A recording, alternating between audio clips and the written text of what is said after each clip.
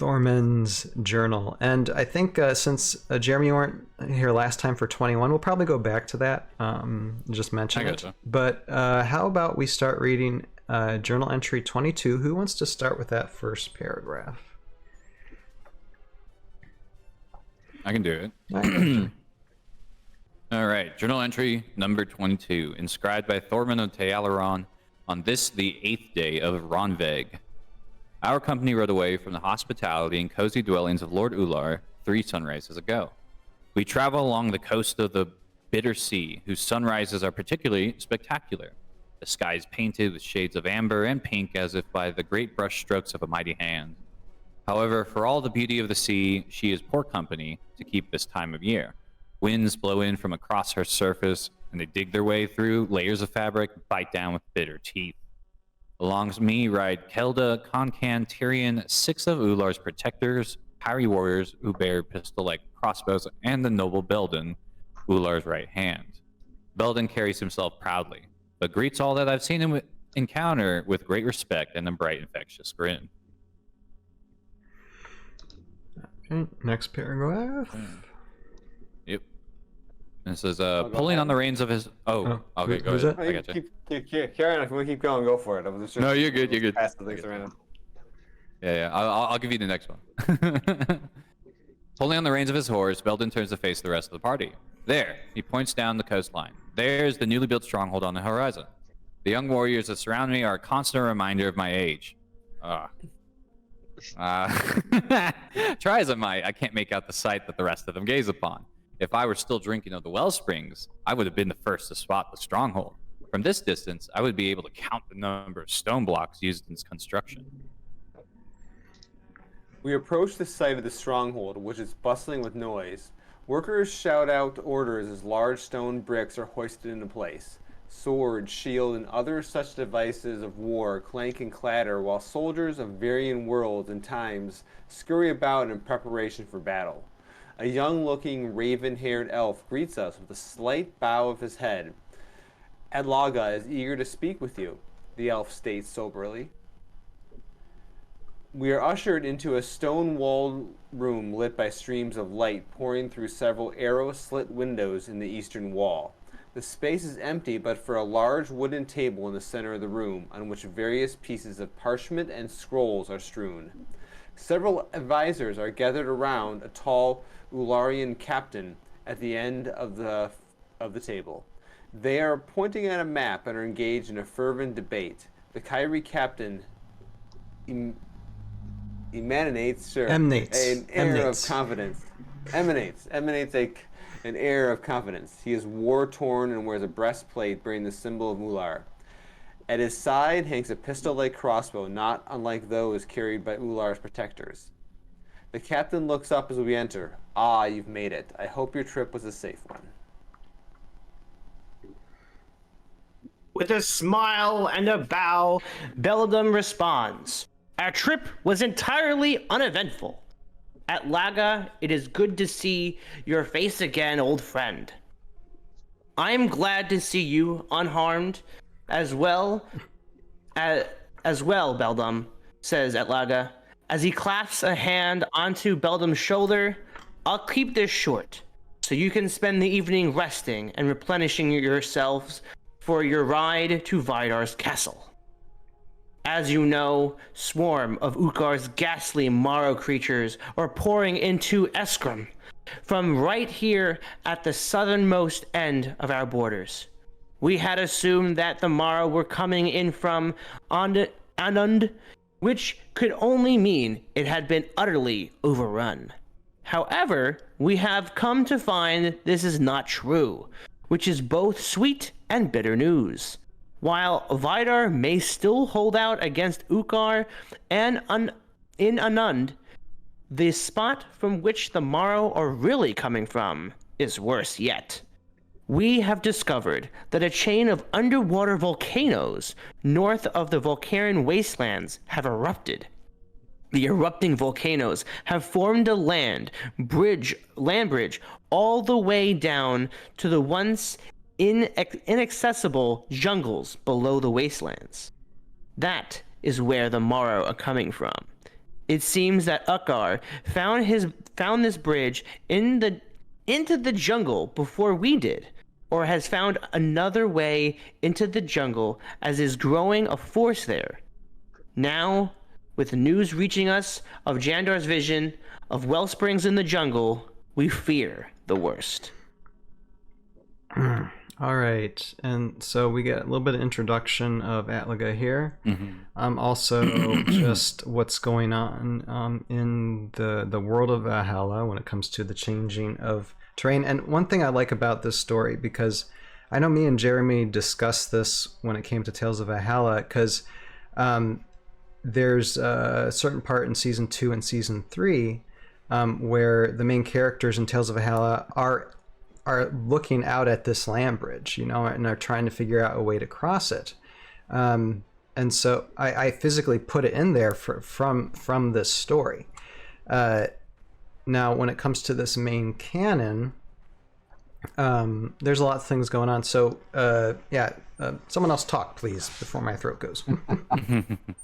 I got Yeah, no, this is really neat because I didn't realize. I mean, I could have assumed that because of water clone that they were essentially coming from the water. Some kind of, I guess maybe there was it. I mean, Jeremy clean up for me, but like, is there a portal down there? Is that where the hive was? Is there something else down there? Yeah, so we're looking at this is, you know, in the past sense, but when they launched this journal entry, this was technically our first preview of the Swarm of the Morrow Master set, because they were leading into that storyline with this entry. The Morrow were already in the jungle, and they were approaching the part of the continent that Ular is in charge of via underwater volcanoes. Like they basically, like, if you've ever done like a brief thing of geology, when a volcano explodes and then keeps going and going and going, that's where islands are formed.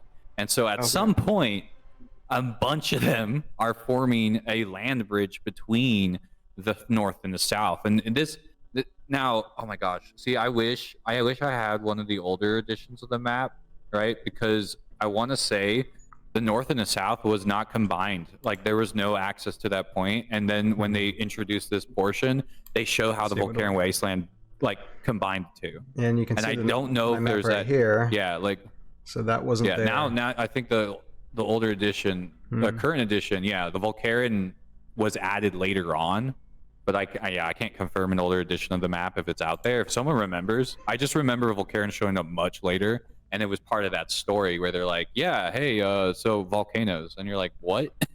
It made lava a lot cooler in the sense of, like, I mean, it's such a dynamic part of the environment itself is basically not really helping them at this moment, because it's allowing Morrow to cross into the north from the jungles. And since they like the jungle, I mean, there's a lot more Morrow now. So yeah, it was a really interesting.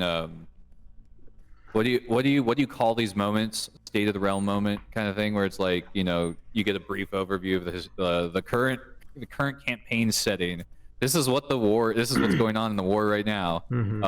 We have an issue. There's a lot of Morrow. So, and it was a really, really cool concept.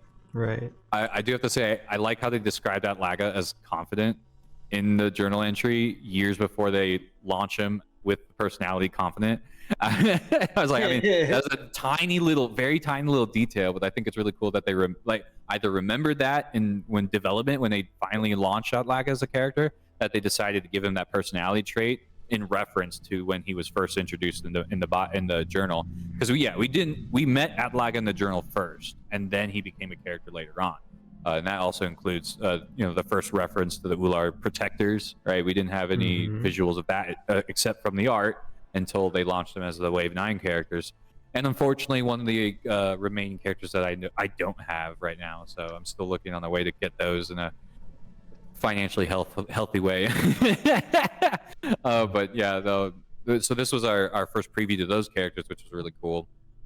And I guess for me, last point I wanted to bring up is the dynamic where they show how the people have to basically adapt and overcome and change things that are going on now. I mean, they built a stronghold out of scratch to address the issue of the oncoming Morrow hordes, and I think that's really wild to think. It's like, I mean, imagining what was going on when this war first started and how the world was changing and evolving. And I mean, you're seeing strongholds pop up. You're seeing like combat maneuvers all over the place. I mean, it's like that's probably really terrifying for a lot of people to just start seeing these buildings pop up all of a sudden. And then they explain, oh yeah, that's our. We need to have that because there's a bunch of skinless aliens coming down and attacking us all over the place. And you're like, the what now? And it's like so the current climate of the landscape was really well described in this moment. I think that was really cool for the author to do so. And I had some. Oh, what was it? No, I was just going to ask, referring to when we had the journal entry 21 from last time, this is Thormun journeying to Uller's territory, technically. Is that correct? Yeah, they're still in Uller's territory because they originally went to Ekstrom to talk to Uller as emissaries. They made the conversation, they explained the dream, and then Uller is like, all right, I'll help you.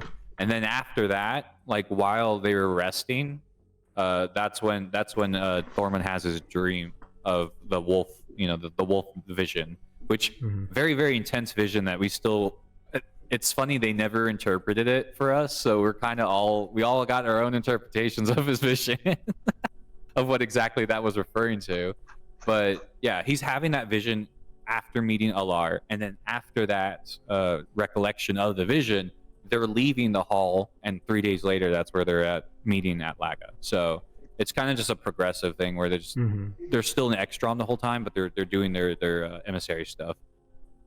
Okay, and I'm sorry, was that Josiah? Were you gonna mention something? Oh yeah, I just found it really interesting that the volcanoes kind of it almost seems like they were somehow caused to erupt. Like it wasn't like just a natural thing. Yeah, coincidence. I mean, because it's like I coincidence. Big coincidences. Right. Yep. I've always had a theory, and I make sure I mark this as a theory. This isn't like lore that was ever presented in this story itself, but I always had a theory that Valhalla itself as a planet could be alive.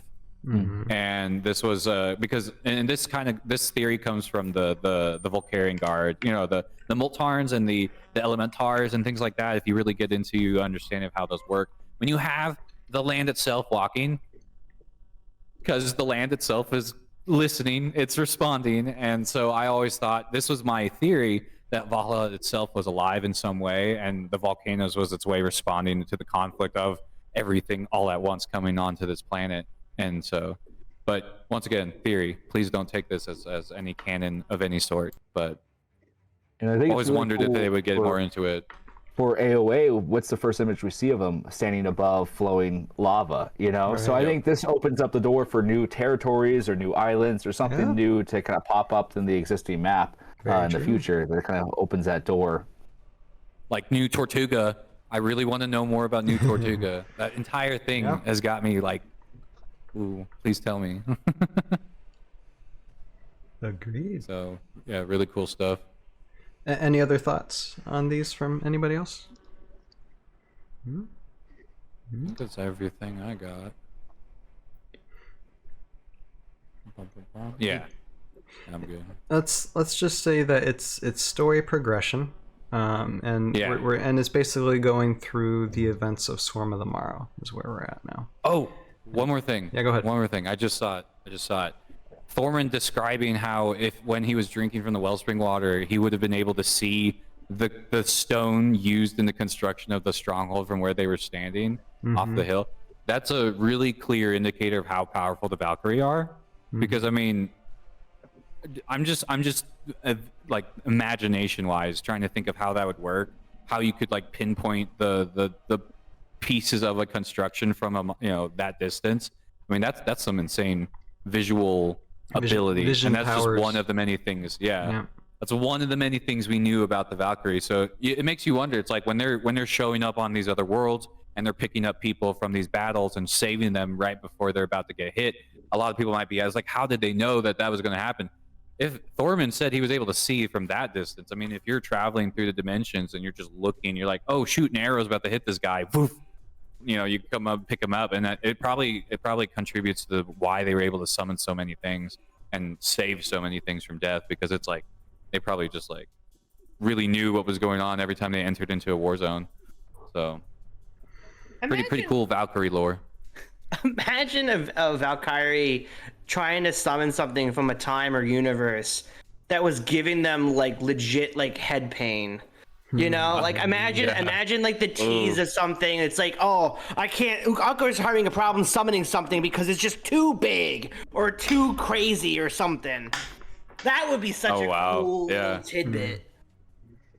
It's like tried to summon and it didn't work. What do you mean it didn't work? You know, like all the other Valkyries are like. That's all it says, and they're like, wait, there's things we can't summon, and everyone's just worried now. It's like there's a bigger threat than the Valkyrie, you know, to each other. It's like this is a galaxy. I mean, you never know. Unicron, something like Unicron is gonna come eat Valhalla, like Cthulhu Dally. You know, that's for Vecna, by the way. Yeah.